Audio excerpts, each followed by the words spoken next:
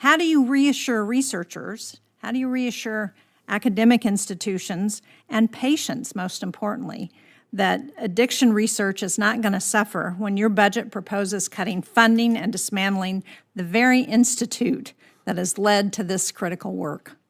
Well, Senator, the health needs for folks with overdoses are great. Almost 100,000 deaths a year since 2020. I understand that. And so I've been working on it for over 10 years. So don't tell me what the problem is. Tell me what the solution is and how you're going to address it when you're cutting your budget in areas that make a difference. The solution involves research, right? So as you said, Narcan, that's the result of NIH-funded work. And I don't think it only involves research. The sharp increase in research in biomedicine particularly, but also in behavioral research to understand the sort of settings that lead to overdoses.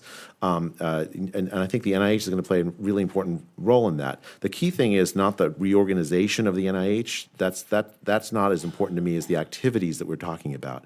The activities to do research that meet those needs, that's what I'm going to make sure happens at the NIH, so that when, if I come back 4 years from now, we can look back and say, that we've reached the high water mark of deaths from overdoses, which spiked during the pandemic, and that we've addressed those needs with excellent research.